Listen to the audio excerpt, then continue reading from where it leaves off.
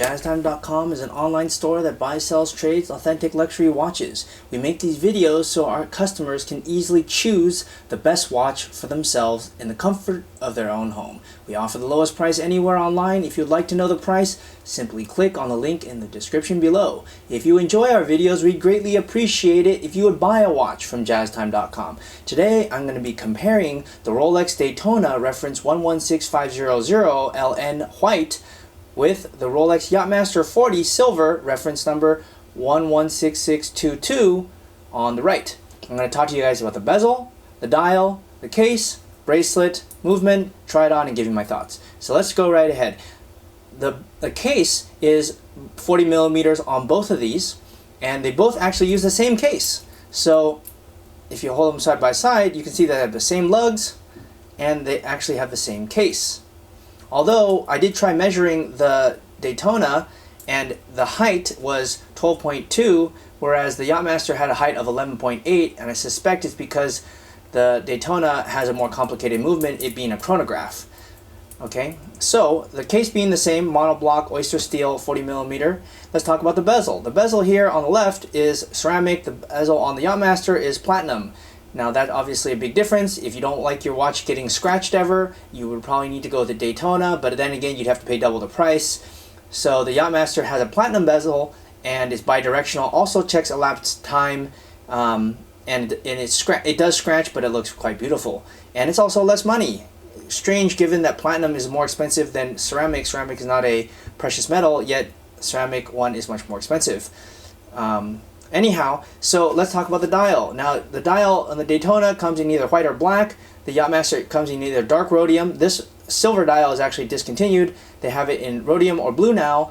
Now, as you see, of course, the Daytona, all Daytonas have these triple subdials, 1, 2, and 3, and they have these hour mark pushers on the right. Whereas the Yachtmaster is much simpler, in my opinion, a little bit easier to read, probably yours as well. This is what it looks like at night.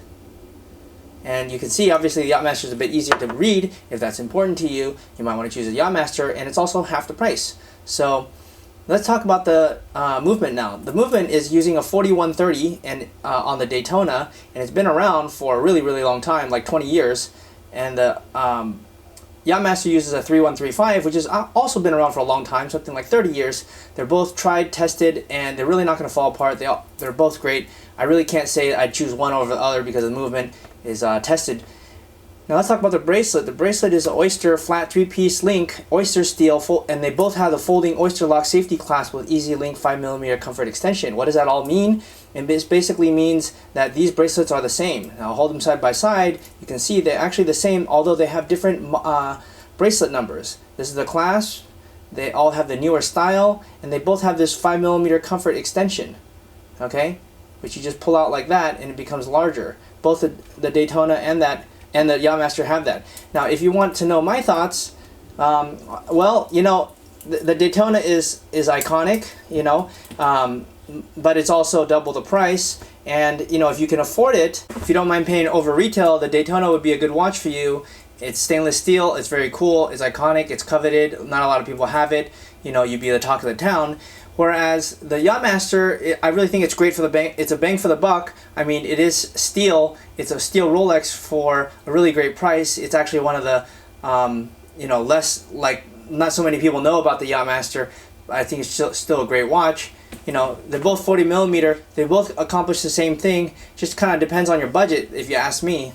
So if you like these watches, if you like these videos, just press the subscribe button. If you like the watch, feel free to come to Jazz Time and buy it. If you want to find out more about the watch you just saw in the video, you can just click below on Show More to see the full description. Then you can check the link next to model as seen in video, click on it, and you will get to the proper page where you can see all the details. If you're watching on a mobile phone, you have to click on the arrow down on the right hand side below the video to see the full description. If you like this video, please give us a thumbs up. If you would like to share this video with your friends, you can use the share button below and share it on any platform you like. If you have questions, constructive feedback, want to tell us about some mistakes or misspeaks, just write a comment below.